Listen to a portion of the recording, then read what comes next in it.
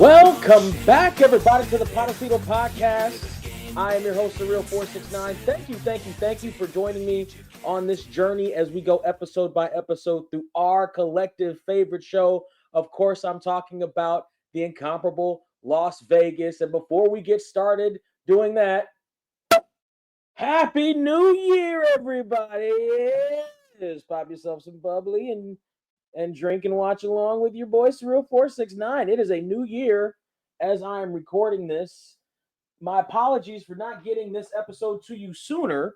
You see, the audio was not to my liking for the recording as we were about to drop it. And so we had to come back and do it. I had to do it right for you in 2025. And that's exactly what we're doing. We are on episode 15 of the series and the season. It is Die Fast, Die Furious.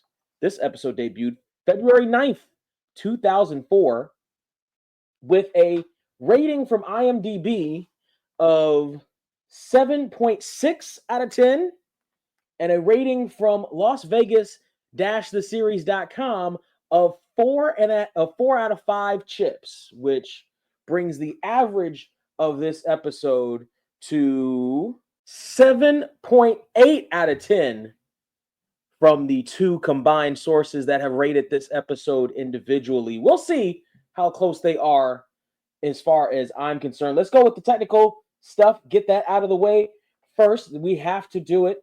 This episode was written by Gary Scott Thompson, Adele Lim, and Kyle Hadimoto. It was directed by Tucker Gates. Tucker Gates has quite the extensive directing background. The very first thing he directed was 2 episodes of 21 Jump Street back in the late 80s, early 90s. He also went on immediately to direct Kevin Spacey in an episode of Wise Guy. He did a whole bunch of other stuff, including but not limited to Buffy the Vampire Slayer. He's got some CSIs under his belt. He's got an episode of Heroes, so still within the universe, if you know. You know, he did 4 episodes of House of Cards. Starting to sense a trend. The last directorial credit that he has is Kerry Russell in The Diplomat in 2024. That is Tucker Gates. Tucker Gates' resume doesn't necessarily indicate a whole lot of action. He's got some interesting resumes here, a lot of procedurals, a lot of stuff that doesn't necessarily fit the Las Vegas mode, but I would say he knows what he's doing, and we'll see a bit of that a little bit later. As we get started on the episode, we whoosh through the Las Vegas desert side of the strip into the Montecito, into the casino floor, past a whole bunch of people that are obviously having fun, to the elevator bay. At the elevator bay doors, we see a young woman standing there, and she is taken aback by this figure of a man that is coming out of the elevator. He's got a buzz cut. He's leaning very coolly, and she's just starstruck at who she sees. Well, who does she see? Well, it's not long for us before we understand it's Jean-Claude Van Damme, none other than the muscles from Brussels himself. Who is Jean-Claude Van Damme? I'm so glad you asked. Born Jean-Claude Camille Francois van Vadenburg, Jean-Claude Van Damme got his start in something called, bear with me now, Een Waarom Tussen Hund und Wolf in 1979 as a moviegoer or man in garden. I would imagine that's not an American movie. This first American movie you could see him in was in Breakin'. He was a spectator at the first dance sequence in 1984, but that's uncredited. He was also in a Chuck Norris movie, Missing in Action, as a soldier, but that was also uncredited. So what was his first credited role here in the States? Well, it was in a movie called Monaco Fever as Gay Karate Man. All right. It was 4 years after that he got his start in Bloodsport, and the rest, as they say, is history. We're talking Double Impact. We're talking Universal Soldier. We're talking Street Fighter as Guile, which is one of the worst casting decisions ever made on any major motion picture or television endeavor at all. We're talking this episode of Las Vegas. We're talking the Volvo truck split commercial. You remember that from 2013. Jean-Claude Van Damme also joins the ranks of Las Vegas guest stars who was also in Dimitri Vegas and Like Mike versus Umit Uzkan, The Hum 2015 music video. Why are there so many people that, why do I have to watch that? What is that? That sounds like I would hate it. What is that? Why? All right, he's in it though. And he was in a whole bunch of stuff. Kickboxer, all the sequels. He was also in Mortal Kombat 1, the video game, as Johnny Cage, which makes sense.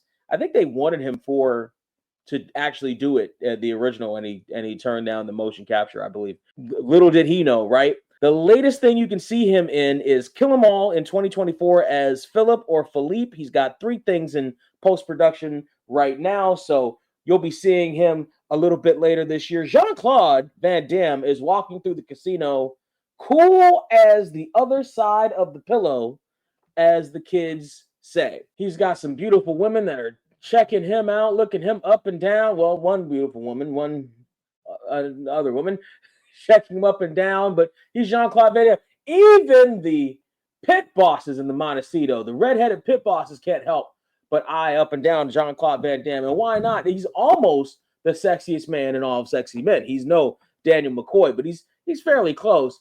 And he has to sit down at this poker table, and he reaches into his pocket for a stack of bills. The poker table is clearly high rollers, clearly private. There's security there with guns, and he is trying to talk to this young hen-haired lady, that was a look in the 2000s, about reacquainting himself with his boss's money that she apparently pilfered. Oh, you stole from Jean-Claude Van Damme. You poor, unfortunate girl. Well, things break down rather quickly. Jean-Claude Van Damme dual wields and shoots at the bodyguards before they have a chance to pull their weapons. There's 3 of them. He shoots all 3 of them. The woman pulls out a pistol from her garter in her leg, and they're facing off against each other. And Jean-Claude Van Damme's gun doesn't click. Or it clicks, but it doesn't fire. And she laughs in his face. Is she going to kill him? No, it's just a movie. We're watching a movie. The director tells Jean-Claude that they could use it all. They'll just have to cut away. Who's the director? He looks kind of familiar, doesn't he? Yes, he does. Let's get it over with now. The director's name is David Rasche. David Rasche has been around for a long time, playing all kinds of smarmy-ish characters. Not ish, smarmy characters. All sorts of different uptight, well-manicured, sometimes quote-unquote pretty boy characters, I guess. The closest actor I could put him to is probably Bruce Campbell, in that they kind of often play similar roles. If Bruce Campbell isn't playing the role, it might go to David Rasche, and vice versa. His first role was in the Andros Targets as Smitty for an episode back in 77. He also teamed with Kate Mulgrew for 34 episodes of Ryan's Hope, Las Vegas, and their soap stars. What can I say? He did SCTV for an episode. He's guest starred on a whole bunch of stuff. He did bit parts a lot, especially during the 80s. He met his wife, who played his ex-wife, on the set of the show Sledgehammer, which I encourage you to watch. It is like Police Squad or the Lethal Weapon movies, but a lot more, but not as fast-paced. But it's definitely a lot of laughs. You can find episodes on YouTube. Find it. I knew him from all this stuff. I first recognized him from Sledgehammer, but I got to know him in real time when he joined the cast of Nurses, which was a spinoff of the Golden Girls. And they brought him in to quote-unquote kind of save it, and I suppose he did. He was on there for 46 episodes until its end in 94-ish, when they brought Lonnie Anderson on to, again, try to save. But I don't think it necessarily needed saving. They just kind of decided to refresh it and change the tone of it a little bit. But he was on, and he wasn't bad. I liked him in that as well, playing a con artist. So, yeah, I think that'll come up a little bit later in this episode. He also did this episode of Las Vegas. The latest thing you can see him in is with Sanaa Lathan in The Justice. The podcast series is Clayton Erlenborn, but if you want to actually see him on something, you're going to want to watch Succession. He's done at least 31 episodes of that. Last time I saw him was very recently in some interview on the red carpet for Succession, so he might be back. I haven't seen it, so I don't know. He's also got something in post-production right now. That's David Rasche, the director, who's playing Tim Valentine here. We will definitely see him a little bit later. But who does Jean-Claude Van Damme see right now?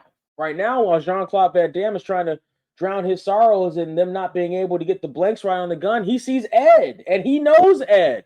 there again, we go with the Las Vegas, the big guest stars, knowing people, that the cast on the show, rubbing some of the cool off of them onto the show and dropping that in his lap. And Ed asked Danny not to embarrass him. And then sure enough, Danny goes up to Jean-Claude and asks, So, Jean-Claude, how'd you get started, in the biz? I came from Belgium. I didn't speak any English. I didn't know anybody. So I went to a producer and I said, I should be a star. He said, why? I said, because, sorry, stuff like this, like, ow, ow. Hey, it's scary, That's good. That's good. So the story that Jean-Claude tells here is fairly accurate. I've heard it a couple of times. There are a couple of details that are left out just for the sake of pithiness and time, but I got time, and so do you. So I'm gonna tell you the story. So he worked briefly on the production of Predator, but I remember hearing the story about how he left because he didn't want to be in the costume the whole time. But he ended up working as a waiter, and that's when Jean-Claude met the producer that he talks about in this story. The producer's name is Menahem Golan. And Menahem Golan was impressed with him because he actually did the kick in the restaurant without spilling any of the soup that he had there. He brought him in for an audition. Golan wasn't impressed with the audition, and he sent him on his way until one of his PAs told him that guy was actually in Predator. And Golan looked on the cast sheet, which hadn't been adjusted before he got it, and saw his name and said, all right, bring you in. We'll do something with you, yada, yada, yada, blood sport, yada, yada, yada, muscles and Brussels. So Danny is trying to have more of a conversation with Jean-Claude and talk to him about Time Cop. And he says, the sequel sucked. And the reason why he said that the sequel sucked, that's an in-joke. Gary Scott Thompson, the puppet master, did write one of, how many Time Cop sequels were there? He wrote one of the Time Cop sequels. And he tries to tell, Danny's trying to bluster himself up. He was like, oh, well, I tried to do some acting classes and print modeling after school. And Ed tells him to shut up because he did at least a little bit embarrass Ed in front of the Muscles for Brussels. And I get that. And we shoot to the intro. Do we skip the intro? Why would you skip the intro? What are you, barbarians? We watched the intro. Are you kidding? We watched the cool whip around shot of Ed and Danny. I told you that's my favorite shot of the entire series. Honestly, I love that shot. We're watching the intro. As we come back from the intro, we see Nessa and Sam. Here's to the Cosmo drinking, Cosmo reading airheads. Screw 'em. It's right. That's right, girls. That's right. Nessa tells Sam that she was supposed to be her wingman tonight, which begs the question, in what universe does Marsha Thomason, does Nessa Ice Queen Holt need a wing woman in 2004? Are you kidding me? Like, what? In what universe? On what planet does she need a wing woman? I'm looking at this bar right now. She's the hottest. Her and Sam are the hottest women there. Wing woman, my foot. In any event, the girls are here at this bar. We will later find out, Sam will tell us, that this bar is supposed to be Whiskey Sky. Whiskey Sky was, in fact, a real bar. It was turned into, they changed the name to Whiskey Bar and sold to Green Valley Ranch. Green Valley will come up a little bit later on, and it appears to not exist anymore. So this, at least the place where they're supposed to be, I imagine they didn't actually film at the bar. It certainly doesn't look like it. It definitely looks like a set. But they, at the very least, the characters was, again, more coolness, more actual locations that they're at. They're supposed to be at a place called Whiskey Bar, which apparently doesn't exist anymore. Green Valley Ranch does, but the bar does not. Sam is a little confused at the prospect of trying to be Nessa's wing woman when in walks clearly somebody who is supposed to be somebody. That is Jonathan Tam, played by Ian Anthony Dale. He is the new host of Green Valley. He just got transferred in from Atlantic City. And apparently he does know Sam, so he's going to come over. And it's going to be Nessa playing the role of the wingman as she takes off while Mr. Tam comes over to talk to Sam. That was an unfortunate rhyme, but still. Who is Ian Anthony Dale? Let's get to know him a little bit. Ian Anthony Dale has been around for give or take 20 years or so. His first credited role was in Fastlane, that Bill Bellamy, Tiffany Amber Thiessen show. He did an episode of that. He very quickly, 2 years later, just a couple of credits later, did this episode of Las Vegas. Only one time, and we will go over by the end of this episode why I feel like that's unfortunate. I would have liked to have seen Jonathan Tam interact with Sam more often. That the unfortunate rhymes, they're just going to keep coming. I can't help it. I'm sorry. I just can't help it with this. It's too. He then goes on to star with Bernie Mac in Mr. 3000, yada, yada, yada. He does a couple other things. And I just thought I heard remnants of something from 2024. Anyway, yada, yada, yada. He does some other things. And oh, nope, it's back. It's back. Yada, yada, yada. He goes on to do Hawaii 5. Oh, the Scotty Khan version. Yes, he does. He is Adam Nashimori, or Earl Blackstone, for 96 episodes of the series. He then takes that Adam Nashimori role over to Magpie, Magnum PI reboot. Yes, he does. So those worlds are connected. You know, Magnum PI originally starred future star of Las Vegas, Tom the Mustache Selleck. That's right. The latest thing you can see him in, aside from a podcast series that is in post-production right now, is Rescue High Surf. He likes those kinds of shows. So does another one of our guest stars. We'll get to him in a second, but that's Ian Anthony Dale. And Ian Anthony Dale is looking up our dear Sam Samantha Jane Marquez, and why wouldn't he? He is a red-blooded male. Don't you understand? And you can definitely tell that there's some chemistry between these two. You wonder how much of it Sam is just kind of putting him on or being nice, but you also, with the last few episodes, you do wonder how closed in she may or may not actually be. She is in a bar. She's in a social environment. Her defenses may be down. Who knows how much she was drinking, but it doesn't matter because Jonathan Tam is we see him putting his phone down right next to hers, and we can see the program running. Oh, and her PDA is scrambling. Something is happening. What happened to her phone? She takes off. She grabs her phone and she takes off, and she warns Mr. Tam not to mess with her clients or the Montecito, but I don't think there's any reason we have to be adversaries, Sam. I think we could be friends. Good friends. With privileges.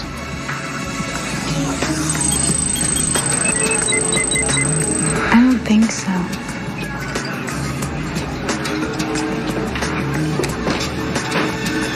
Oh, Jonathan. Stay away from the Montecito and my clients.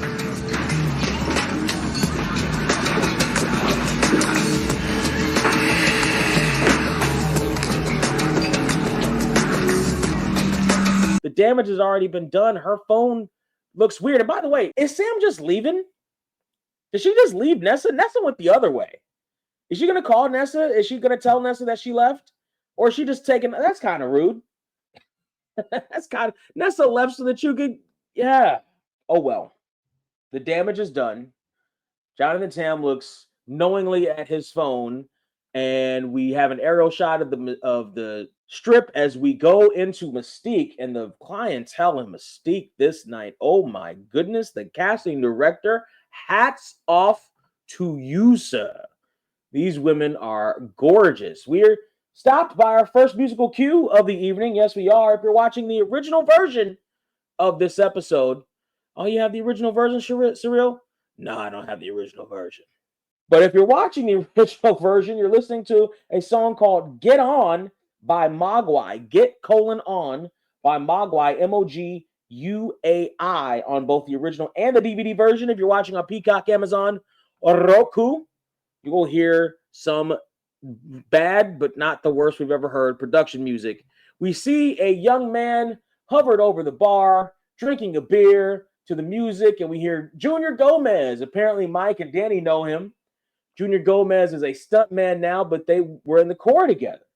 So that immediately clicks that connection into place. And we see Jean-Claude Van Damme in a VIP area. He's got himself a little bit of bubbly. You should too. It's a new year. And he is sitting there with our own Delinda the Line. And she is so infatuated with Jean-Claude Van Damme that she asks him a simple request.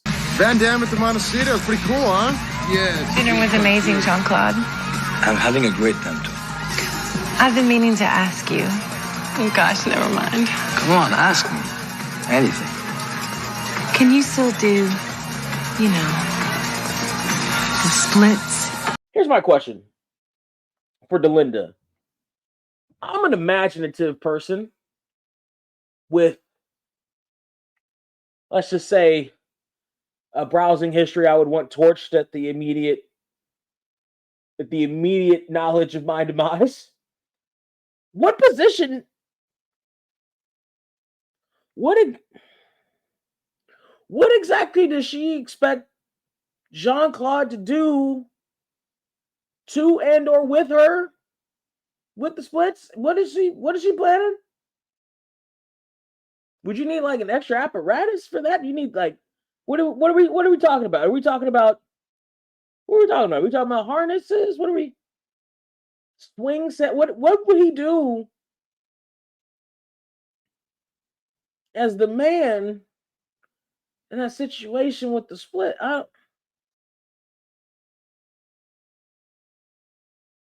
don't want to think about it. As a matter of fact, I've spent too much brain power thinking about it already. We whoosh back to Mike and Danny and Junior Gomez, and Junior Gomez is eyeing Jean-Claude Van Damme, and he gives the lowdown that he can't stand Jean-Claude Van Damme. And Mike comes in with, "Damn, I've never seen Delinda look at some guy like that before. I mean, I'm sure she has before. It's just that So I what's never his deal saw. anyway? now here we go, D&D shippers. Here's a point. You get an immediate point. Danny Danny glares at Mike about that, with the Delinda and Jean-Claude thing. There's a slight bit of jealousy there for the muscles from Brussels. Okay. All right, D&D shippers, you got it. That's yours. You earned it. We hear the backstory about Junior Gomez not standing Jean-Claude Van Damme. They just butt heads. And it happens. And that's true. It just happens. So Junior gives Mike the rundown on his specialty. And his specialty is heights. Heights is what pays the bills. And so they go up to the site of the next stunts. And Junior gives the breakdown of how the stunt is going to work with the parachute coming out in post and everything. Now, initially, I thought to myself, well, wouldn't it be safer for the chute to come out during the stunt? But realistically, if you're going to have the wire there, you can't have the wire and the parachute there at the same time. The wire might snag and the parachute would be worse. So, yeah, you would realistically, from something like that, probably have to depend solely on the wire for safety. Solely on the wire, and I would say probably a harness. But yeah, that the parachute, you can't do that and the parachute. And probably doing that with a parachute, it would be too unreliable. So on paper, from a safety standpoint, probably, yes, put the parachute in post. But Junior is up on the site with the beer, and Mike and Danny and the clearly green screened Vegas Strip. But it's a great stunt. He goes over exactly what the stunt is supposed to look like, and then we zoom into the Vegas Strip, and we see it go from night to day, and we're on the set now, and we see Delinda and Jean-Claude come out of what looks like a Porsche. Can't quite see the logo here, but they meet with the director, and the director, Mr. Tim Valentine, and Jean-Claude have to go over who's actually going to do the stunt. Jean-Claude wants to do it himself.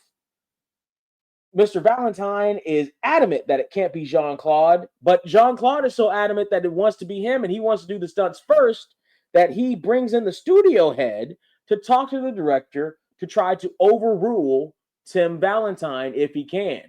And we see the studio people come in, and we actually whoosh straight past them to Delinda and Danny as they talk a little bit about Delinda and her relationship with Jean-Claude Van Damme right now.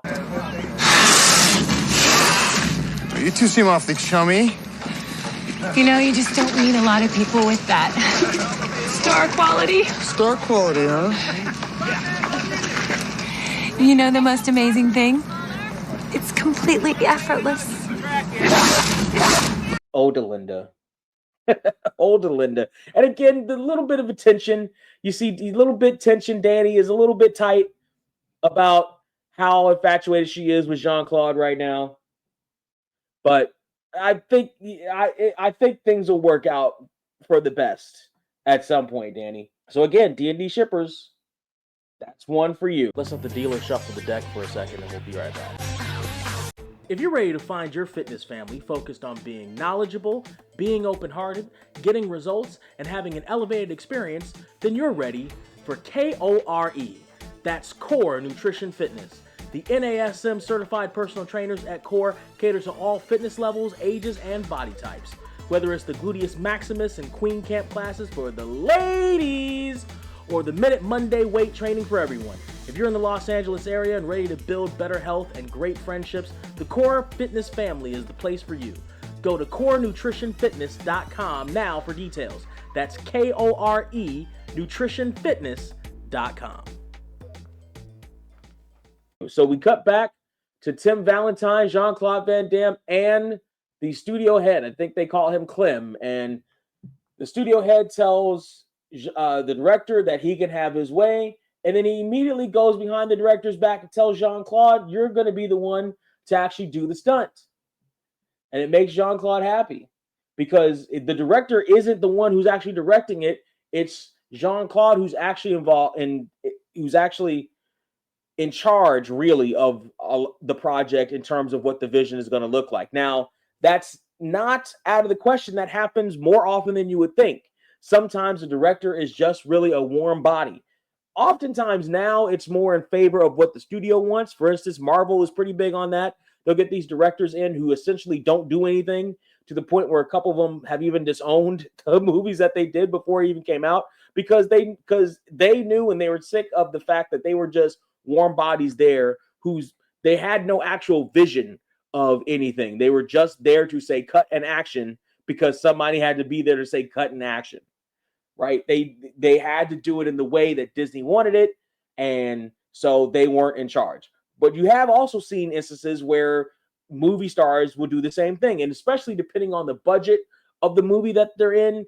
And I've heard that Steven Seagal is often like that, and so his movies kind of show it, where the director isn't really the director. They're just kind of there. So, that happens. We cut to the Belisara. And Sam is chatting up one of her whales, and Sam, she makes the mistake. So the whale is impressed with everything so far until Sam mixes up the whale's wife's name with his girlfriend's name, and the wife is not happy about this. Listen, we'd love to have you and Stacy as our guests tonight at Mystique. We could set you up with Stacy. Table. Did I just say Stacy?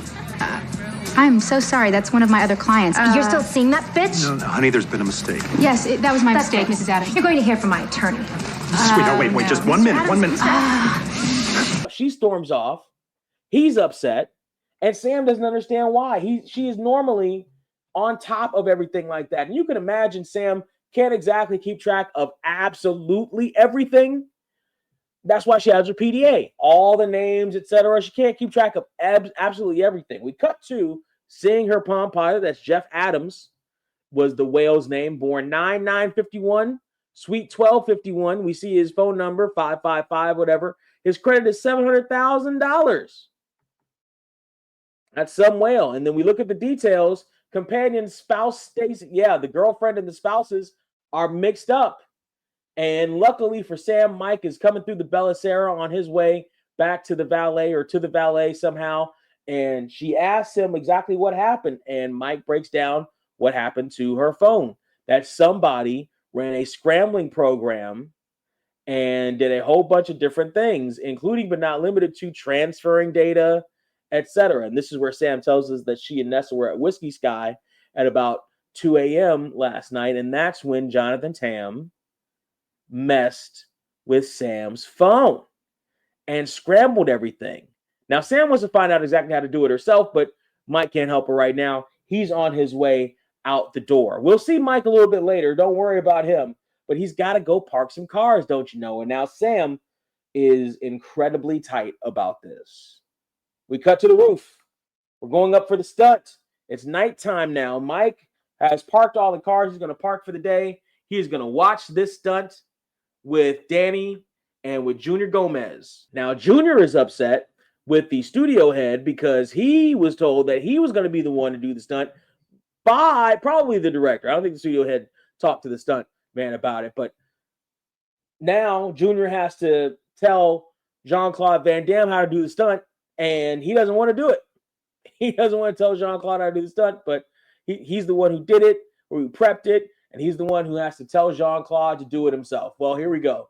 Now Jean-Claude is up there, and he's giving Jean-Claude the instructions, and at the end of it, Jean-Claude tells him to clear the way. Now, mind you, again, this is one of those instances where you're supposed to feel like Jean-Claude is being an asshole. He's being a prima donna when he's saying to step aside, but Junior does have to step aside. They got to get the shot. You know, he wasn't necessarily rude about it. He was just curt. You know, he was just to the point. Okay, you can, thank you. Now we have to do the shot. Now we need you to move. You have to do this. Oh, did I talk about Junior Gomez? I don't think I talked about Junior Gomez. Hold on. Oh my goodness. All of the fans of this actor are going to come after me. I looked up. Apparently, there is a nice little contingent of fans for both Ian Anthony Dale and for the actor who plays Junior Gomez. The actor who plays Junior Gomez is an actor by the name of John Cena. He's gonna get in the ring. No. John Seda, S-E-D-A. John Seda's been around for a little bit of a minute. His first credited role was with Michael Rappaport in Zebrahead in 1992. He then did Gladiator with Cuba Gooding Jr. So apparently this is not Russell Crowe's Gladiator because this came out in 92. But he was Romano in that movie. And then immediately his next credit, he must be friends with Cuba because his next credit was with Cuba Gooding Jr. again in a TV movie called Daybreak. He played Payne. He then goes on to do Chino Linares in I Like It Like That with Luna Lauren Velez. You know who she is, don't you? Oh, yeah, you do. She's from New York Undercover. And he must be friends with her too, because don't you know, a year later, he does an episode of New York Undercover as Bobby Lunas. He does a whole bunch of other stuff, including but not limited to some made-for-TV movies, some Law & Orders, Homicide, Life on the Street. He did 46 episodes of that. He did something with Billy Baldwin. He did this episode of Las Vegas as Junior Gomez. He did 22 episodes of Kevin Hill with Tay Diggs, the UPN show. He then teams up with Vanessa Marcil again. Now, mind you, in this episode, I don't think Junior and Vanessa Marcil have any screen time together, but they at least are on the set again for One Hot Summer in 2009, which was a TV movie, also starring Casper Van Dien, where John Seda plays Ariel Silva. In 2009, how about that? Fast forward a couple other things. You saw him on Bird Notice. You saw him on The Closer, the Kira Cedric one, not the Tom Selleck one. He also did. Okay. He also did. Oh,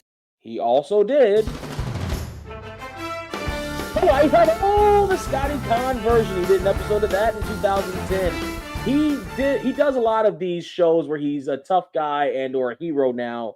He's done Chicago Justice, Chicago Fire, Chicago PD, all the Chicago shows as the same character, Antonio Dawson, for a total combined episode length of looks like close to 160, 170 episodes. The latest thing you can see him in is La Brea for 30 episodes and counting, as well as something called Into the Deep in post-production. That's John Seda. John Seda is very upset as he is on the set here trying to get things going for Jean-Claude Van Damme.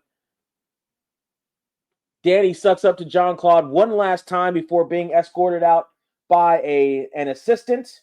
And we hear something in the background during this scene, by the way. It's a one-shot deal. Let's get it right, fellas. So one of the extras, one of the voice, the background noise you hear is, this is a one-shot deal. Let's get it right. So the myth that you could try the stunt once and then let the stunt guy come in and do the other stuff. Doesn't apply, at least for this stunt. Maybe that applies in Hollywood for stunts all the time, but it doesn't apply for this one. One-shot deal, they say. You only get to do it once. And it's not a myth. We just heard GST, the puppet master himself, talk about how that was a one-shot deal for Alec Baldwin to escape in the helicopter. They could only do that shot one time. They didn't have the resources. They didn't have the money, the time, whatever, to do it any more than that one time. And that happens all the time. That happens a lot. So I get it's a one-shot deal. You get to practice. You get your shot, and then we'll bring in Junior Gomez. Junior knew that was there was no second time. There was this time. There was no trying the stunt first. There was doing the stunt. That's it. You do the stunt, and then you move on. So we have to do the stunt, and we have to move on. And we see all the different camera angles that Tim Valentine is looking at, and he sees the stunt about to take place, and the glare from the screen, and then we see Jean-Claude Van Damme's face come into the glare, and Tim Valentine is upset. He says, no, wait. He tries to stop the stunt, but he can't stop the stunt. So we have to do it with Jean-Claude Van Damme. So why is Tim Valentine so upset that we have to do it with Jean-Claude Van Damme? Ed looks on. We see Jean-Claude make the jump. We see the cable tighten. Jean-Claude does the moving of his arms away so that they can get the money shot. And oh no, the hook it breaks from his back. It doesn't snap him back. You see Tim Valentine's face. You see Jean-Claude's face. Jean-Claude does not have the face of somebody who's about to hit the ground, by the way. He's got the face of somebody. He does not. Do we think Jean-Claude Van Damme is a particular? I'm not going to get into his acting skills. He'll kick my head off. But Jean-Claude Van Damme, we don't see him crash. When we see his bike crash, and we see him continue to fall.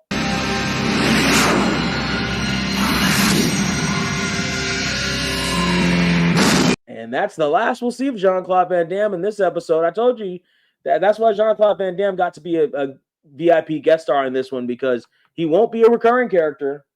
I'll tell you that much. And I'll also tell you that we are in another musical cue. This one is as we're coming back from commercial. You see the memorial in the Montecito for Jean-Claude Van Damme. If you're watching on the original version, you will hear a song called Auf Wiedersehen.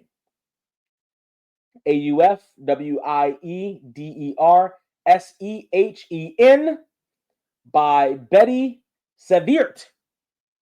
BETTIESEVEERT. That's the original song that you hear. It's so fitting. It's fantastic. The DVD version, you'll hear a production song. It's fine. Sounds like a production song, but it's fine. If you listen on Peacock or AI, you will hear a really bad AI song. A really bad, but it's not gonna be. It's worse than the last production song we heard on streaming. It is not as bad as it is, and it's not good.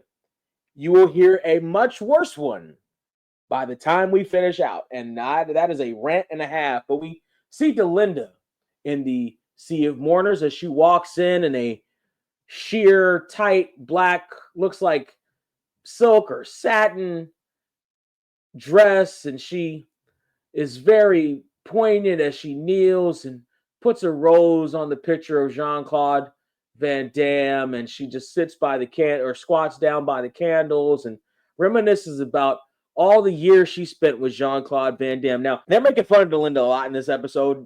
They really are, even with stuff like this. This is such a self-absorbed way to mourn somebody. It's ridiculous. And I would say it's ridiculous. It's the most ridiculous way I've seen. But I have an aunt who did something worse than this at two of the funerals the two family funerals. She put on a scene. This one is just self-absorbed. Everyone look at me, but look at how stoic I am type nonsense. We're seeing more flighty Delinda again. We're seeing the return of flighty, not almost ditzy Delinda. I guess if I stay, I know I don't.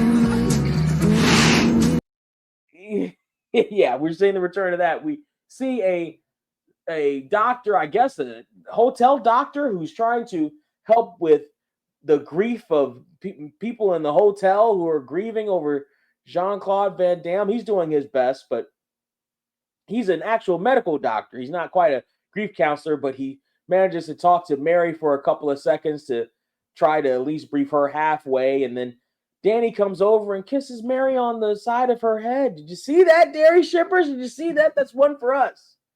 And then they talk a little bit about Delinda and her grief over her relationship with Jean-Claude. And Danny says, I've been on horse races longer than their relationship.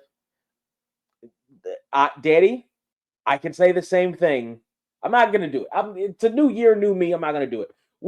Luis comes over, and Luis asks Mary where to set up the forensic table for the crew of Metro to try to work on the Jean-Claude Van Damme case. As Nessa comes over, Danny asks her about the hanging out with Sam, and Nessa tells him that I don't know why you're so fascinated with our little get-together. Fascinated. Yeah, you're fascinated. And we just do the things that women do, you know, knit, bake cookies, talk about old flames. Speaking of which. Mary and Louise? What? Mary and Louise? Did anybody consider Mary and Louise? Apparently, they went together for a minute, and and she picks at him. She picks at Luis's suit. Longtime listeners / viewers of the podcast know what that means. She did that to Daniel Tiberius McCoy on the very first episode. That's what a wife does to a husband. She did that to Danny McCoy. What an acting choice by Nikki Cox. She's doing it here again to Luis. That is a great callback. And that is not just a great callback, that's a great character trait of someone like Mary, a nurturer like Mary, a wifey type like Mary, who probably doesn't do that for everybody, but did it for Luis, just like she did it for Danny. So we get the dairy shippers, we get the D&D shippers, and we get the birth of the Mary and Louise shippers. I forgot that they existed until I rewatched this episode, by the way. I forget what name they called themselves. I don't know if they gave themselves a name. But yeah, it was definitely Mary and Louise had a small contingent of shippers on the old Las Vegas-series.com website. They had a contingent. But we go back into surveillance, and Ed is looking over the facilities, the festivities on his camera while he's hearing the argument between Tim Valentine and the head of the studio. And the head of the studio is getting yelled at because Valentine told him not to do the stunt, and they decided to do it anyway. And then Tim Valentine decides he's going to call Ed Eddie, and he's going to try to bulldoze him and tell him that they need to go ahead and shoot right now, and that he has permission from Brunson. But Ed says, and you can in fact continue shooting once the investigation is over, once we figure out what happened, but not until then. And the head of the studio, by the way, the head of the studio I had that phone, that flip phone. I had that. Matter of fact, I think I still have it somewhere in a crate somewhere. It opens up and you get the keys. That was a great phone. I did like that phone, by the way. I did that phone. That was a heavy duty phone. That phone lasted me much longer than it should have. But the head of the studio is trying to tell him that they need to shoot right now and that they're losing entirely too much money just sitting around waiting. But Ed tells him that's too bad. Then Linda comes up and says that she needs to take a few days off because she has to mourn Jean-Claude Van Damme. And Ed asked the question that should be asked right now from everyone in Delinda's life. Didn't you guys just meet on Tuesday?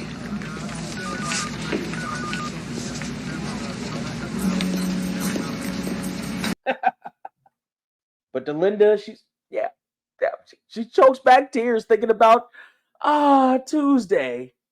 What is she, 12? Sam and Jonathan Tam are in what looks like a bar. It's not a coffee shop, but it's definitely during the day. probably a lounge of some kind. And we have another musical cue here. If you're watching the original version or the DVD version, you'll hear a song called Logo Getter by James Combs. Logo Getter by James Combs. You will hear production music from Amazon, from Peacock, from Roku. It is very low. You really won't hear much of it at all. But Logo Getter is a pretty good song that you will hear during this scene. This is a fantastic scene where Sam confronts Jonathan Tam about the fact that he messed with her PDA. And he tells her it's nothing that she wouldn't have done in her much younger days. Oh, did Jonathan Tam just call Samantha J. Marquez old? Johnny. Oh, Johnny, did you back the wrong horse? So Sam warns him to leave her alone. He's starting a war that he didn't know what he was actually starting. And Sam says, she warns him that if you use any of that information, you will be sent back to Reno. I'm sorry. Reno's too good for you. You're a Laughlin boy. All right. Ouch. My apologies to the city of Laughlin and the people within. Sam said it, not me. We cut back to the casino and we see Tim Valentine. He is not losing too much sleep over Jean-Claude Van Damme being gone. They got to move on. He was walking in the middle of the pit area trying to set up the next shot, and he's got his PAs over there, and they're helping him along. But Nessa comes in, and she tells him that he can't walk in between the pits, and he gives a David Rasche line. Well, I hate to argue with you, gorgeous, but watch me. That is David Rasche to the core. She's right, though. You can't walk in between the pits. They don't like you walking in between the pits, even if it's dark and that entire section of the casino is closed. You can't accidentally stumble through on your way to your hotel as you're drunk. You can't cut through for a shortcut to get to the front desk or whatever. So Tim Valentine is definitely playing with fire here. You are not supposed to get through the pits by any circumstances. And not only is he playing with fire, he is about to get burned because 2 feet behind him is none other than Big Ed DeLine, who has to tell him again that he can't do what he's doing. And then again, another just perennial David Rasche line. Oh, yeah. Doesn't that aging mob boss act ever get old? And the look on his face, the mugging, that's so Rasche. That's so Rasche. So Ed tells him again, don't call me Eddie. You can't do that. Don't ever touch me again. And then Rasche touches him. And wouldn't you know, in the blink of an eye, he's in a one-armed hammerlock. He's a one-handed hammerlock, and he has to apologize to Nessa, as you should. She was one of the queens of the Montecito, damn it. And then we see this very tanned young woman smile at Danny and flirt with him a little bit and tell him that he could be the next John Stamos. You ever thought about acting? She's definitely stripper type. She's definitely stripper type, but she's called away by none other than Tim Valentine. And Nessa rushes over to tell Danny. So I heard your blonde friend was a B actress who couldn't get any work until she became Mrs. Valentine. Yeah. It's funny that. Yeah. This is, by the way, great line by Nessa. She's definitely coming in, but I feel it's a little territorial. Now, who's it territorial for? Did Nessa come in to make sure to put the kibosh on that flirting between Danny and Mrs. Valentine to protect who? Delinda? Her sister? Or Mary? But is she really trying to protect Mary? Because she brought up the old flame with Luis 5 minutes ago. Is she just trying to stir trouble up a little bit? She's just a little precocious. Who knows?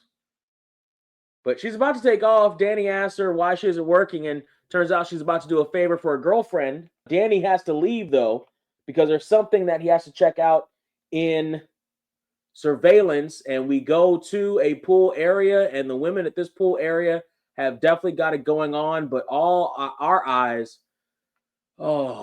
this shot here, Tucker. If you don't do anything else in your entire lifetime, this is the thing this is your reel right here. This is your reel. This, what is it, 30 seconds? Not long enough. 30 years wouldn't be long enough. Shot of Nessa just sauntering.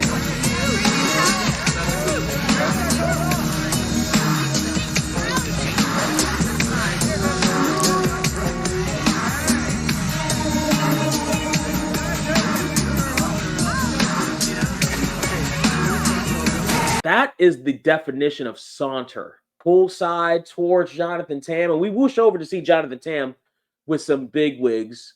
And she saunters again up the stairs, a little cautiously, because she's definitely eyeing Jonathan Tam. And she accidentally crashes into him. How much of an accident? But in this interaction, you can see that Nessa is definitely kind of flirting with Jonathan Tam. For various reasons, she's flirting with Jonathan Tam. So again, I ask, on what planet does she need Sam the wingman for her? This is, look at this. Look at the smile. Look at the hair. Look at her attitude, her inflections, her laugh, everything, the way she's looking at him. And I listen, I grant you, Jonathan Tam is a handsome individual. He is no Danny McCoy. Danny McCoy, as we just saw in the last scene, Danny McCoy is so handsome. He's the handsomest man in all of Handsomeville. Handsomest man in all the land. He's the sexiest man of all the sexiest men in all the land. In the sexiest land known as Las Vegas. So sexy, in fact, that the director's wife has to flirt with him in front of the director. However, Jonathan Tam ain't bad. You know, Jonathan Tam is he's an above average looking male. I would imagine he does okay on the tenders. But he spots what Nessa's doing immediately. He knows that she picked his pocket for his PDA. And he tells Nessa to tell Sam that he's a little bit disappointed. He expected more than just a pickpocket. And Nessa looks slightly disappointed until he walks away. And then we see that smile on her face. What a face. Jonathan Tam comes back over to the cabana and he sees his bigwigs are gone. And there's a note from Samantha Jane Marquez. And the note reads, "Hugs and kisses, Sam." And we look over to see Sam now sauntering off with his clients. You did it to yourself, Johnny. You did it to yourself. Why don't you take a little break? Yeah, that's a good idea. You're going to stretch the legs, wash the face, refocus. There you go. I assume you're interested in large amounts of money. It's Vegas, who isn't? If you like the podcast and you want to help support it, you can send a Cash App, join our Patreon or Subscribe Star, or buy us a coffee. Just search The Podecito on all those platforms.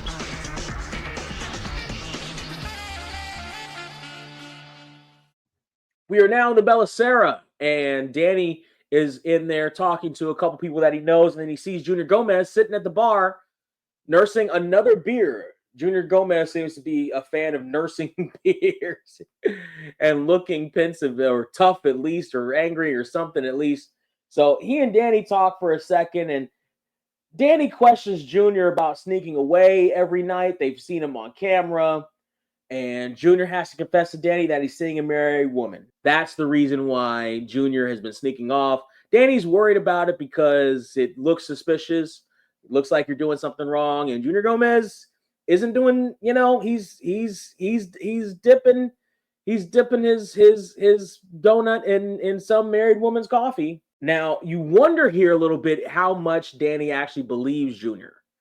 Because Junior doesn't even believe that Danny necessarily believes him. He brings up the core and he wouldn't lie to him, etc. Says, so we're cool. And Danny says, yeah, we're cool. Danny is at least going to he's going to at least process what Junior is saying as opposed to just automatically not believing him. But Junior on his way out says, you're not going to do anything stupid like run to the cops, are you? Which is just the most suspicious thing to say. Which is just the most suspicious thing to say, which is why he says it just before the commercial break. We come back to surveillance, and Mike comes in with a virtual model of the stunt and what went wrong. This seems to be one of the first times of many where Mike is going to come in and give one of these demonstrations. I don't really remember him doing this any other time up until this point, but I may be wrong. Go back to all the episodes and make sure you comment in all the episodes whether I was right or wrong in that episode. Go start from the pilot, listen to it all the way through, and then comment. Surreal, Mike didn't come up with a model in this episode. I'm going to check the next one, and then do that 14 more times, and then we will find out. Just make sure you leave a comment, and 14 more times, and we will come to the bottom of that mystery. Meanwhile, they're trying to cut to the bottom of this mystery with Jean-Claude Van Damme and his fall, and Mike explains how the trajectory changed versus the height of the ramp that was supposed to be on. I can't tell the story. Mike, you tell him. Now, I heard the stunt tech say the ramp was set too high.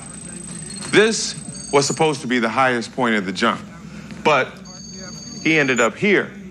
The higher apex added to the velocity of his descent, causing the harness to snap. Thing is, the ramp wasn't off by enough to drive the bike that high. In order to reach this height, he had to be going at least 65 miles per hour. Thing is, we saw how short the runway was. That bike couldn't have done more than 40. Somebody maybe messed with that engine? That's what I'm thinking. So the long and the short of it is that somebody had to mess with the engine to make it go that far. And who had access to it? The director and the stuntman. And they point to the stuntman immediately. And Danny has to explain to Ed that he hated Van Damme and he lied about his whereabouts to the cops, but he has an explanation. And so Ed says, looks like we have to have a little conversation with Luis. Yes, we do. Luis comes in and he has to tell the studio head that they suspect foul play. The studio head does not accept this. He says that they should not listen to Metro PD over an insurance investigator. The insurance investigator is going to know more than the police do. Now, on the surface, one would think that is a ludicrous assumption to make. And even probably the first time I watched this, I was like, because no one talks about insurance investigators. However, aside from Las Vegas, another show that I am a huge fan of is a little show called Leverage. And Leverage is about a group of thieves headed by a former insurance investigator.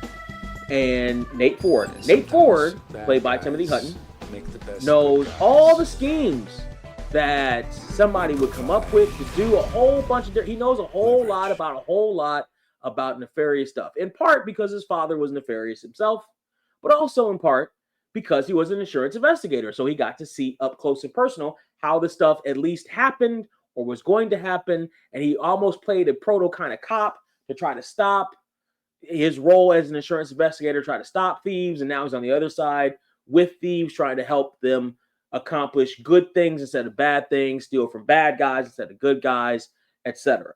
So having watched Leverage now, and by the way, I have in fact thought of a crossover fanfic between Leverage and Las Vegas. I can't figure out the core concept of it though, because the Leverage team typically steals from bad guys and the Montecito crew are good guys. So how would they steal from them? Why would they steal from them? What kind of team up would they be able to do? The Montecito crew can't steal from another casino or from somebody else. So it's a hard kind of thing to do, but it is an easy in to go with because at least one of the stars of Leverage will become a very integral guest star in just a few episodes. So, did you hear that? Anyway, that almost sounded like a clue, but see, that's why. So now when I hear the insurance investigator, the insurance investigator might know something. But Luis is not satisfied with the insurance investigator's finding. They think there might be foul play. Something has got to give. The head of the studio is going absolutely ham in his interpretation of how up his own ass his head is. And this is an interesting thing because this kind of interpretation of studio heads, presidents, whatever, lets me know that studio heads don't actually watch a lot of their product. They don't care about and or watch a lot of their product, because these types of characters for studios keep coming up. I can't think of a depiction of a studio head that wasn't full of themselves or just plain stupid depicted in Hollywood. I'm sure there is one. If there is, make sure you comment down below wherever you're listening in the comment section, or if whatever streaming service you're listening to doesn't have a comment, I don't know, or a review section, I don't know why they wouldn't. You can go ahead and tweet me at the Podecito. But I can't think of a depiction of a studio head that wasn't a jerk and or an idiot. So they clearly can't watch it, because that's how the writers are depicting them, because that's how the writers see them. And honestly, nowadays, that's how a lot of the fans see them too. In any event, the studio head pushes it a little bit too far, and he starts getting in Danny's face, which just on the surface of it is something I wouldn't do. You know what I mean? You're in close quarters with this guy who's clearly at least a head taller than you. You're in your 40s. He's in his 20s. You see him flaring up. Shut up. Shut up. You know what I mean? Like, even though he's not supposed to get physical with you, you know there's a good chance that he will. Say you're going to sue him and leave. You know what I mean? Even if you're going to get Ari Gold on him and you're going to get super hyper and angry, threaten to sue him and leave. You know, what are you doing the assaulting thing? But he's taking it too far, and Ed grabs him by the collar. All right, that's Ed. I got this. Listen, you're one big jerk. Now, you can talk to your people in Hollywood any way you like, but when you're in my house, you will treat my people with respect. Is that clear? Good.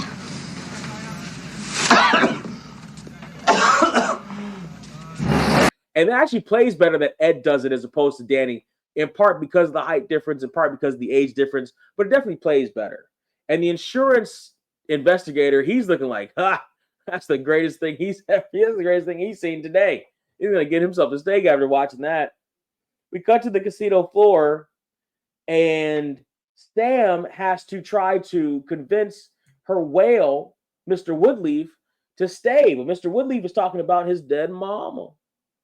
And Sam confronts him and tells him, Oh my goodness. Mr. Woodleaf, I'm so sorry. You must be so shocked, especially since your mother's been dead a couple years now, right? All right, you got me. I'm going over to Green Valley. Their casino host told me with my level of play, I should be getting Celine tickets minimum. Oh, that Green Valley Ranch. Green Valley Ranch is still around. You can go to Green Valley Ranch and stay in Green Valley Ranch today. Yes, you can. Ask him for Jonathan Tam, see what happens. I wonder if anybody's ever done that. But Sam is definitely upset, and so are a lot of people. Danny has to go talk to Junior Gomez now, and Junior Gomez isn't exactly at the peak of sunshine, lollipops, and rainbows and everything. And Junior asks, how is it that Detective Luis Perez got his information to ask him about the fall? And Danny had to give his name to him. And for some reason, Junior's upset. Now, hold on a second, Junior. This is a murder investigation. Everybody's name has to be talked about, kid. Everybody who was involved, everybody. You were the stunt man, and the stunt went wrong. Of course, your name was going to come up. Of course, your name couldn't have come up any more if you were holding the cable yourself. Oh, they get my name. Oh, don't go trusting a Marine buddy. Shut up. Like this. What is with this angsty teenager gimmick? Get out. You know what I mean? Like, you know what this is. Danny's not ratting you out. They're trying to find out who killed Jean-Claude Van Damme. And if you didn't kill Jean-Claude Van Damme, what exactly do you have to worry about? Now, well, I say that while also knowing that you don't have to be guilty to be guilty.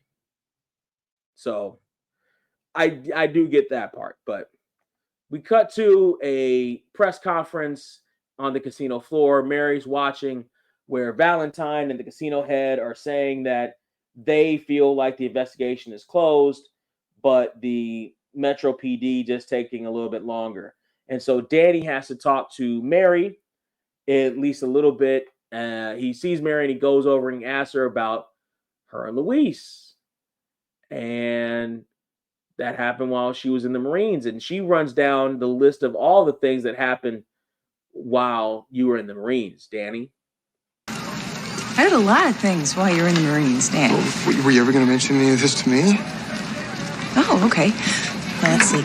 I also gave up red meat. Santana had a very brief little comeback. President Clinton, did you hear this one? He almost got impeached for getting his freak on with an intern. We about caught up now? So again, as we're listening to this, right, that does put that right within 98, 99. That puts, so probably 98. So probably the elevator episode was, again, supposed to air in 2003. So 5 years earlier would have been 98. So we're not gonna go by the 2004, which would put it 99. Would have been 98. With President Clinton and Santana, it would have been 98. We're narrowing this to see. This math is simple. So Mary cuts him to the quick, and I love Mary with a backbone. I love it, especially with Danny. He deserves all of this, by the way. And he tells her, "You've been knocking me over the head with grief for a second," and she gets a tag out. She gets a call, and she has to go. She gets a tag out, but let Danny stew in that for a little bit. Danny has to run down the brief with Ed about Junior Gomez, and he tells Ed that he was thinking about doing a stakeout of Junior, and Ed is very amused by the idea of doing a stakeout with Danny, and he hears Danny's idea of what a stakeout actually is, and it includes ordering a pizza and making a night of it, and Ed enjoys that tremendously. So while they're during the stakeout, Ed asks Danny, "The days seem to be getting longer and longer. You know, with the new added responsibilities I've got, I'm gonna need someone to step up real soon. So, what are your plans, Danny?" What plans? Yeah, your plans. I mean, what do you see happening in the future? Well, I figured now that you're president, I'll be handling a lot more. Handling? Yeah. I think you're ready for the responsibility. I mean, more importantly, you think you'll be getting the respect that comes with being a boss. And it's a good question because, and I like this too, because in shows like this where there are hierarchies, you can do a lot with a show like this if a character of authority leaves for any reason, whether that's death of an actor, death of a character, retirement of an actor, of a character, whatever. You can do a lot with that by establishing and clearly establishing the chain of command, even if not like in a booklet and handing it out to viewers, right? A mention here, a line here, a conversation there about what the chain of command is. You can do that and it can make sense, and you implant that in the viewer's head so that they know if a change like that does have to happen, and it does, and it sometimes does have to happen, sometimes does happen for whatever reason, it's easier for that transition, especially if the show or still has legs to go. That transition is easier if you've already established what that power dynamic is and who's in the chain of command. It makes it a whole lot easier. And so Ed is doing that here with Danny. He wants Danny to be his next in command. He wants Danny to take over for him if and when Ed decides to slow down, to spend more time with Jillian. The nights are getting longer, he just wants to, he might want to ease off the gas pedal a little bit as he's getting a little bit older, and he wants to make sure that Danny has the gravitas to fill those shoes. And Danny asks a very important question. Is this because of a couple times I screwed up? Is it the women? That's the thing to think about. I know it was Alana De La Garza. I know it was. I know it was. Lana de la Garza, I know. But yeah, maybe. So as they're having that conversation, somebody pulls up. It's a woman. She's blonde. She gets out of the car and she runs into Junior's arms. Junior's smiling now, ain't he? Oh, it's Mrs. Valentine. We get a cool shot of the picture that Danny takes from the viewfinder, from the view screen onto the screen that we get to see, or from the lens to the view screen that we get to see, and it's Mrs. Valentine.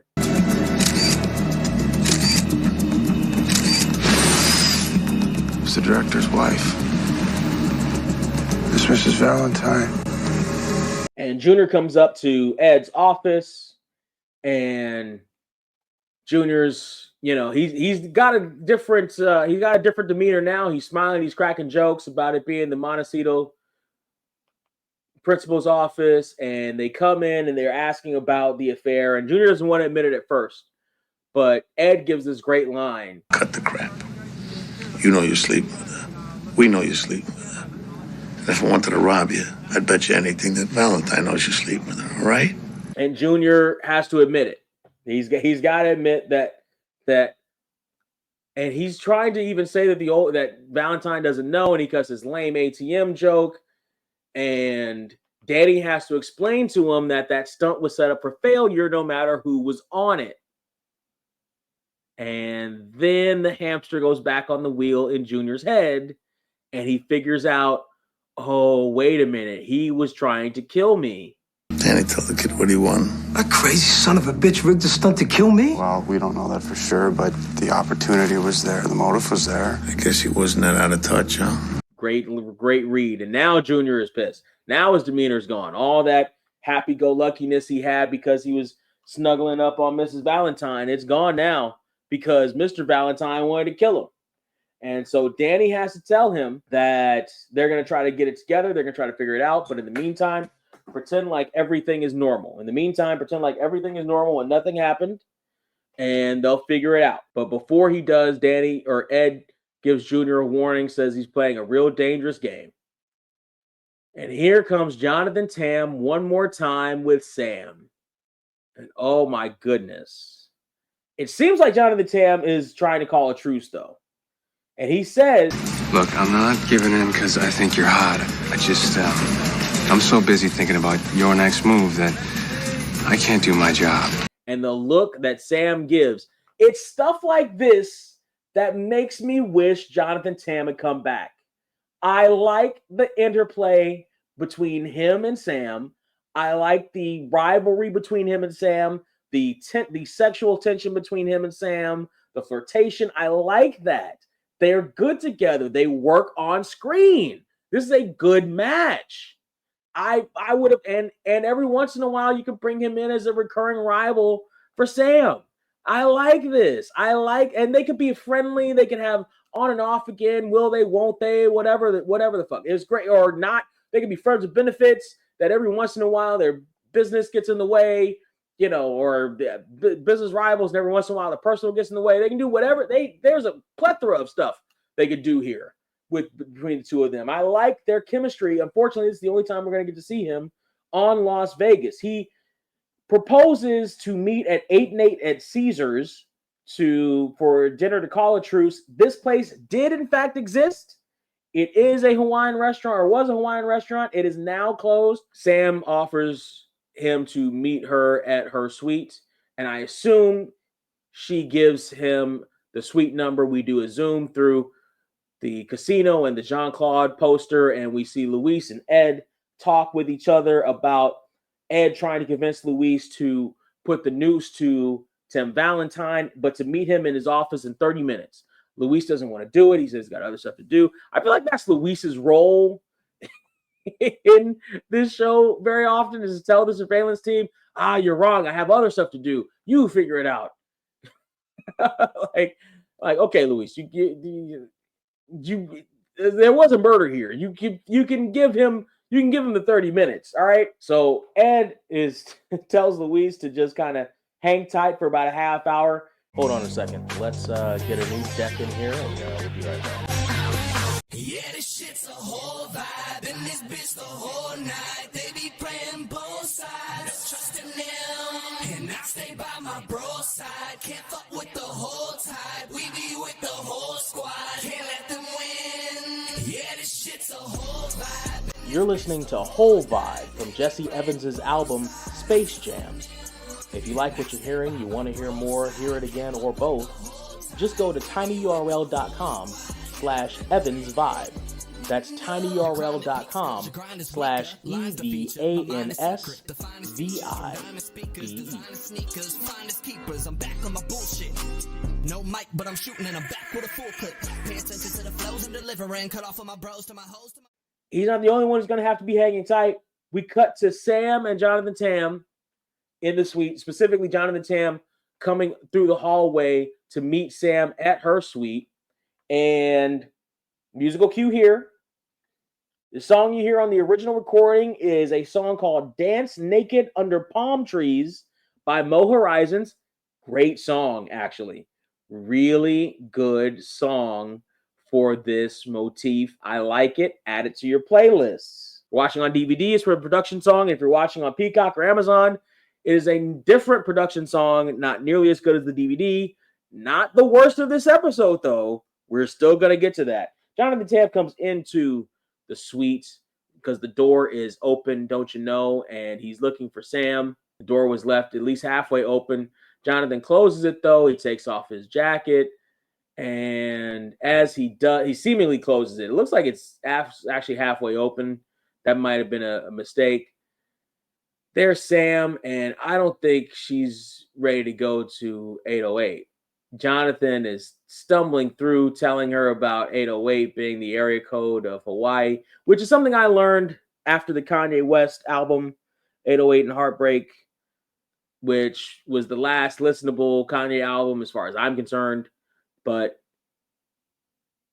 also I was a bigger fan of the College series than 808s, but I'm I'm different than most people. Jonathan Tam is pushed onto the bed, shoved onto the bed by Samantha Jane Marquez, and this is another amazing silhouette job. This time by Tucker. He gets it right in terms of Sam in these scenes. She is doing amazingly well. Jonathan Tam with his hands, watch it, buddy. You can only get to frame her body so long. And Jonathan Tam gets handcuffed to the bed. Sam isn't playing. Sam wants some Tam. You know, 808 is also the area code in Hawaii. Shut up. I mean, that's where the restaurant's called 808. Shut up. Please.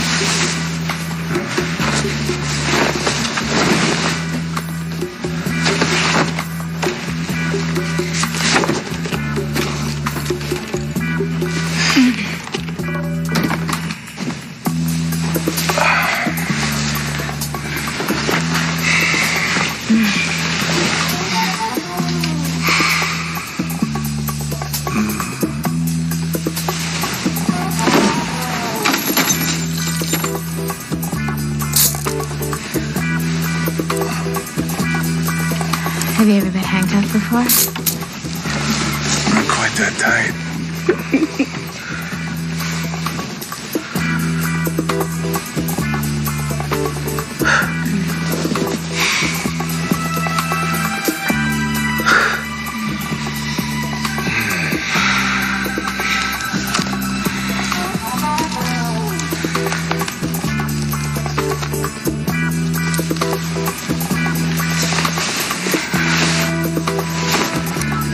You know, Jonathan, all's fair in love and war.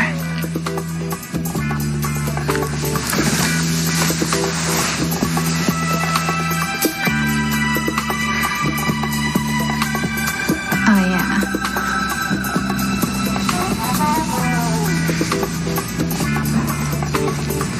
And casino hosting. What are you doing?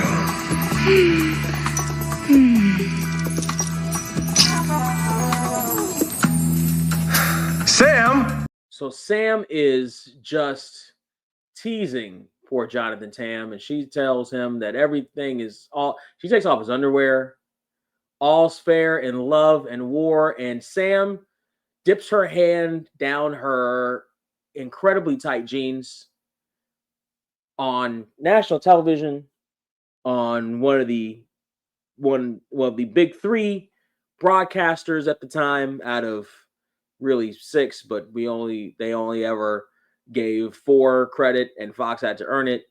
But anyway, on NBC television at 9, this is probably 30 at night. This is about a little over halfway through, 30 to 45 at night.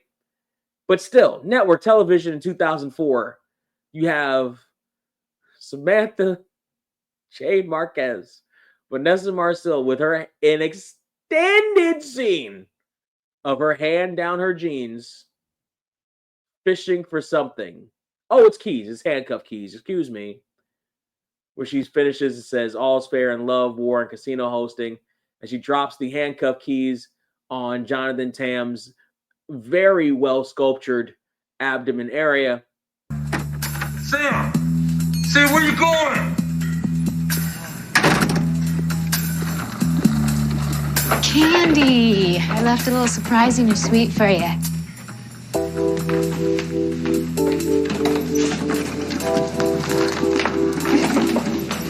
And Sam gives an evil laugh because, of course, she does. I don't think Sam has a non-evil laugh. I think she has a good evil laugh and a bad evil laugh. But she says, "Candy, I left you a present," and there we go. We now cut to surveillance, and it's Ed, it's Danny, it's Luis, and they are going over a couple of things, or Ed is looking at some camera work. In the meantime, Danny goes over with Luis to talk about Mary. Hold on a second.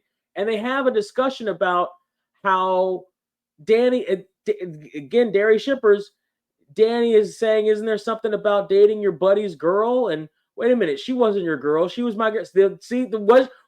So I talked to Mary. Mm-hmm. So I hear you guys used to date? Yeah. Why? Isn't there some rule about dating your buddy's girl? Wait a minute, she wasn't your girl. Well, she was kind of my girl. No, she wasn't. She was. Not that it matters. We didn't go anywhere. We had a couple dates, and she was into someone else. You ladies through? Because, I'd really like to get ready to go to work. Sure. Well, Danny, was she or wasn't she your girl? Huh?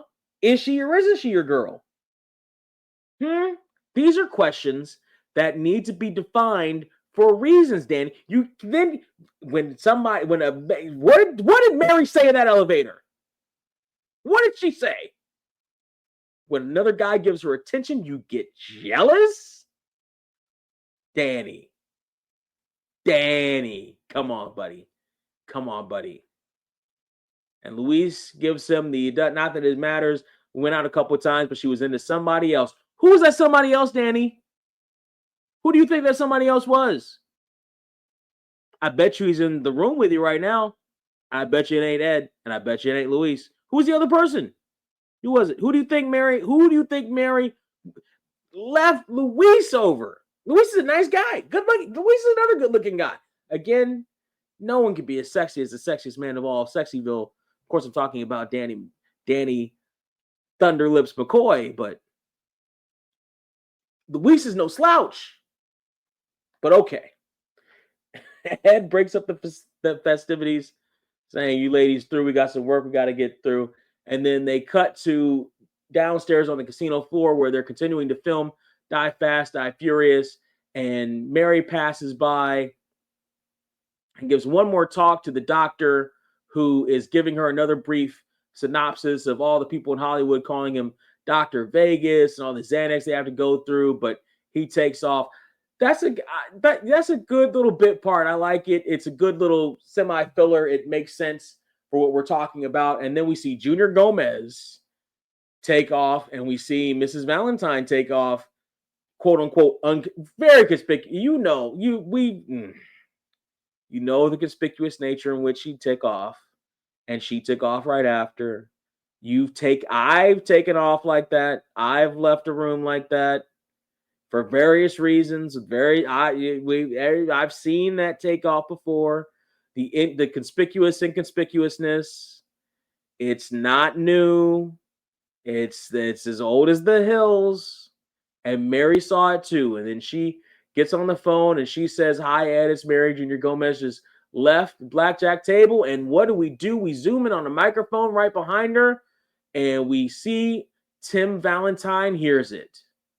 And he sees it. And the camera's even following Mrs. Valentine and Junior as they take off. And we actually see one of the monitors is kind of watching what we're watching because it actually pans over as David Rasche is walking too. That's an interesting little thing I literally just noticed. They're in a hotel, is Junior and Mrs. Valentine, and they are about to get into it. Clothes are still on, but they're about to get into it. And there's Tim Valentine with a gun, and he gives the monologue that you usually give.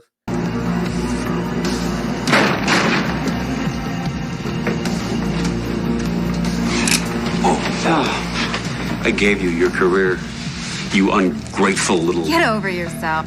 It was 4 lines, direct to video. And you ruined my movie and my marriage. Whoa, Tim, put the gun down. You insignificant little man. You were supposed to be on that motorcycle. Except, you know, Valentine, and I know he's out of his mind with rage. But you know that wasn't Junior's decision. You know that was the studio's decision. You know that was the studio head's. You even argued with the studio head about it. So you know that it was the studio head who made the call to put Van Damme. It wasn't Junior. Junior didn't ruin the movie. Junior would have been up there. Junior would have been up there. It was the studio that ruined your movie. Gee, I wonder if that's ever happened in the history of studios. It was the studio that ruined your movie, Mr. Valentine. In any event, he is upset. There is a struggle now. Junior comes in to try to tackle the gun away from him. They're down on the floor. The gun is taken off. Big Ed comes in, and Junior wasn't privy to the plan. He says, "That was your big plan to have." By the way, how did this... Wait, so Junior knew there was some semblance of a plan?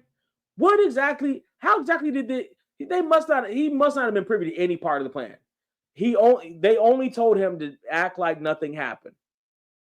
And yet Junior still decided to sneak off to another room with this chick after he already knew that Tim Valentine was trying to kill him for sleeping with his wife. You're going to try to do it again the same day? You moron. Junior is an idiot. He was just let in on the fact that he almost died because he was doing this before. You dummy. So he asked, "That's your plan," but Ed took the firing pin out of the gun, and Tim Valentine, David Rasche, tries to plead his case one last time, but it doesn't work. He gets a boot on his chest. He gets turned over, and he gets handcuffed. Junior and Danny give a look to each other, and that's the end of Tim Valentine. And we see Luis and Mary walking through the hallway.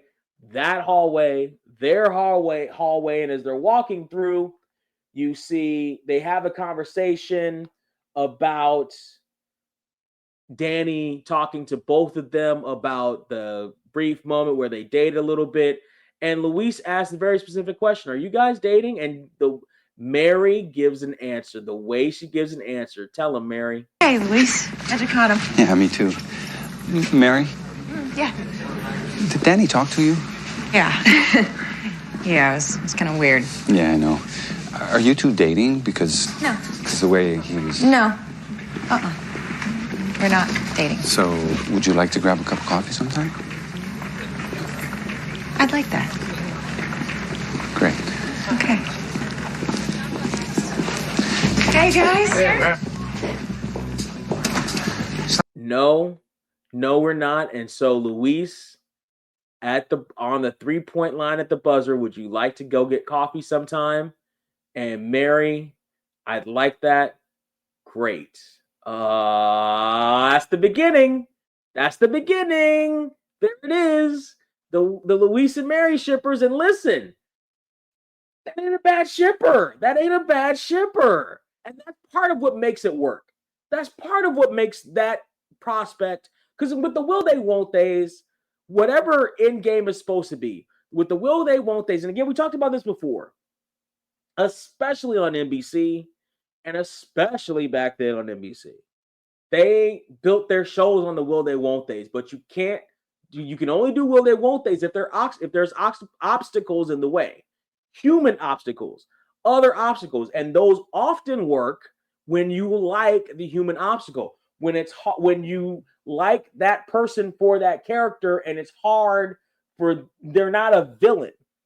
You know what I mean? It's sometimes you have that where the other person that's in this love triangle who's keeping the star from their love interest from the star, whatever, is unlikable, or you don't like them, but the character likes them for whatever reason. Sometimes you can get away with that, right? That works. You hate them, whatever, or the person's annoying or not as fun or whatever. But it's also interesting when that obstacle, in this case, Luis, is likable. When you like him, when he's one of your favorites, that's also interesting, because what that does is it brings in a dynamic where you don't want to see anybody get hurt. You still have your favorite. You still want to see Danny and Mary get together, but you're fine with it. We're fine with Luis and Mary for a minute because Luis is a nice guy. You don't hate Luis. You don't want to see him go away. You don't hate you like Luis. You like Mary. You like Luis with Mary. You like Danny and Mary more. But this will do for now. This will do for a season or two, right? Until Luis they just fade away or something. You know what I mean? Like, and the breakup doesn't have to be bad. You don't have to automatically turn the obstacle into a villain. Life happens. People break up, people move away, whatever. People get transferred. There's a satisfying end to the character. They find somebody else. Okay, that I think is an interesting place to go with Mary and Luis. And I'm not opposed to Mary and Luis. We see Delinda and Ed walking through their hall, and you see as they're walking, you see Mary playing with her hair. She's primped herself. That's a subconscious thing. If a woman subconsciously, unconsciously starts fixing herself up, playing, you think, in your presence, while you're around her, while you're looking at her, whatever, that's a subconscious thing. So we see Delinda and Ed, and they're walking through the hall, and Ed is talking to Delinda basically about how flighty she is and how in 1 minute she's in mourning, and the next minute, after the veils and curtains, it's I met somebody, and Ed just doesn't quite understand it. And Delinda says, I don't know, Dad. I guess I just had time to think. Life goes on. Hey, you.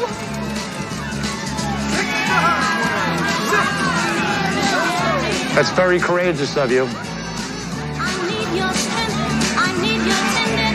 Flighty teenage Delinda, 12-year-old Delinda. She almost has pigtails here and everything.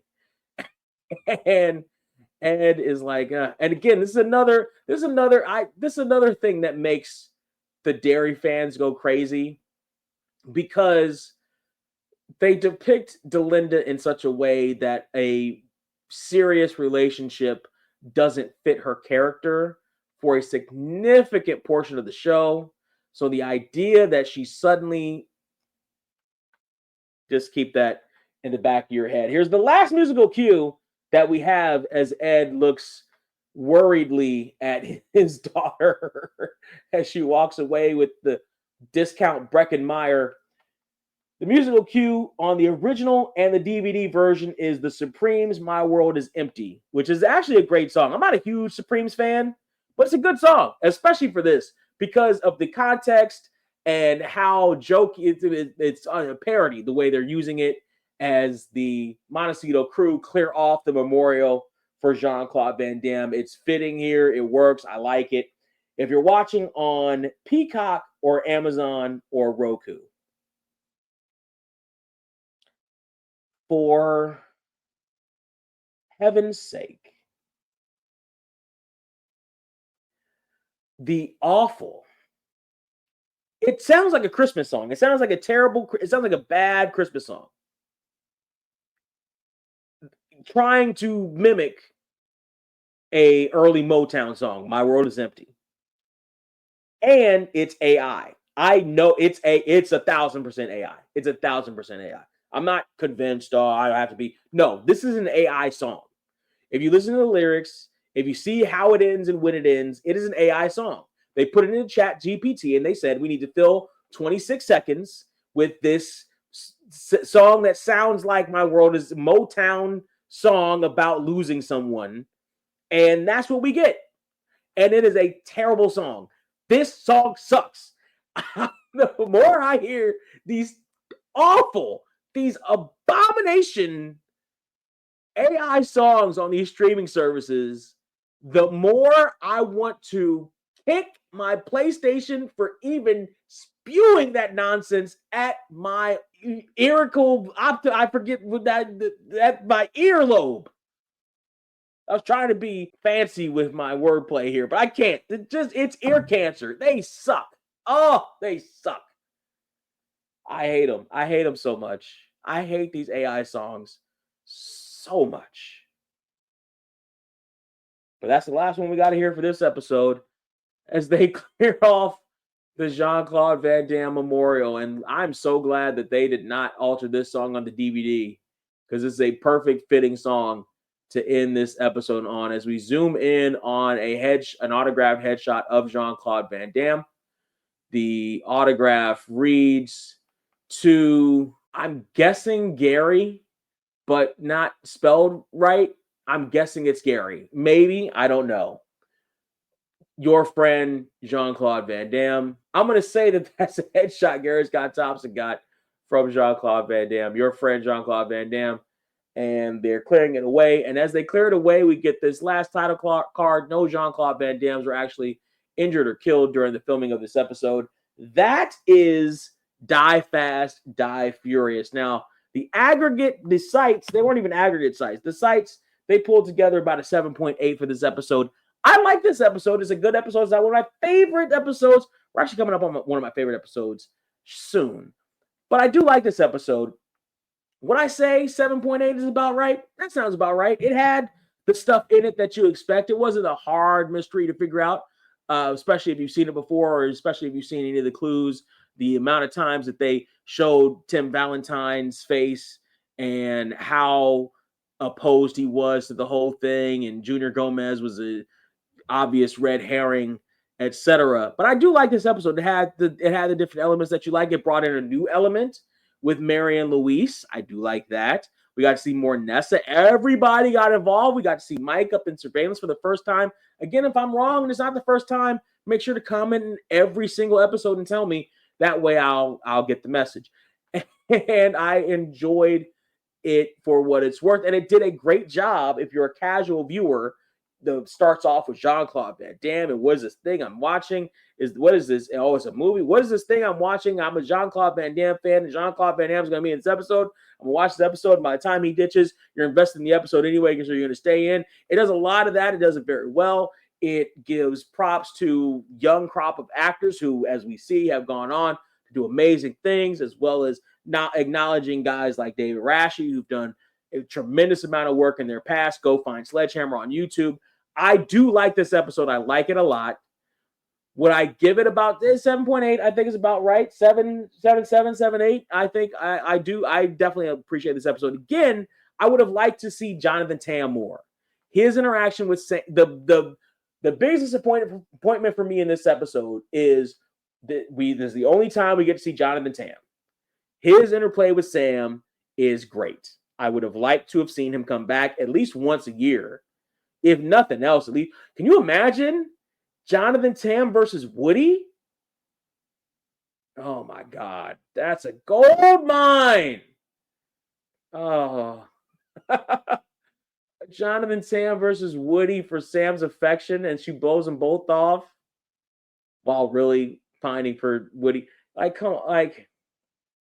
That's good. That's really good. They could have done that. They didn't do that. They should have done that. They didn't do that. I do like that idea for an episode, though, or for an arc. The character arcs between the two of them, it works. Three of them, it works. In any event, that's my biggest disappointment of the episode. The biggest highlight of the episode for me, I think, really is probably, it's probably the Luis development with Mary, because They do. This isn't the last time we're going to see that interplay. So they do go into that at least a little bit. For my money, they don't explore that as much as they should, but they do explore that at least a little bit, and it's not a terrible thing to explore. Folks, I need to hear from you on this new episode of the new year. What are your favorite parts of it? What's your biggest takeaway, your biggest disappointment, your most favorite part of the episode? Tell me what you think about this and all the avenues where you can. Make sure you share this episode. Make sure you share the podcast in the new year 2025. Make sure everybody knows about the Las Vegas podcast. By the way, I want to thank everybody who joined. I did this on the last episode that I recorded, but I said the audio was terrible, so I'm going to do this now. I want to thank everyone who joined me on this journey in 2024. I appreciate it. The short time that we've had together and the podcast growing, I do appreciate that so much. The friends of the Podecito, the friends of the show so far that we've had, all the guest stars and stuff, the friends of the show who have liked and shared and commented on and voted on all the stuff. We've got more friends of the show. Most recent friend of the show, can I say that it's Marsha Thomason? Is it too early to say that? I'm going to say it anyway. And I got lots of plans for the podcast coming up in 2025. Thank you for joining me on this journey. Thank you for coming with me. I can't wait to do this more often. Next week is New Orleans. I love this episode. I already heard from one of the listeners that this isn't one of their favorite episodes. And I looked up the ratings for this episode, and they are, in fact, lower than at least the last couple previous episodes. I don't understand that. Because I love the episode. I go back. I specifically have hunted for, found the DVD, whatever. If it got lost somewhere, if I'm cleaning up and it's not in its rightful place, I have hunted for the DVD that had that episode to go back and watch that specific episode for a few different reasons. I love that episode. That's one of my favorites of season 1. So I can't wait to get into that with you next week. In the meantime, the in-between time, thank you for joining me on this journey on this week's episode of the Podecito Die Fast, Die Furious. I'm so glad that no Jean-Claude Van Dammes were hurt or killed in this episode. Again, share, like, do all those different things. Most importantly, other than taking care with this new year, I want to wish you all a very happy 2025 and leave you with this message. There's a line that the song Winter Wonderland? We've all sung the song. We've all heard the song. But one of the lines is very potent to me right now. It's very on my mind, on my thoughts a lot going into this new year. Face unafraid the plans that you made. Happy 2025. Happy New Year to you and yours. Thank you for joining me. And as always, please take care.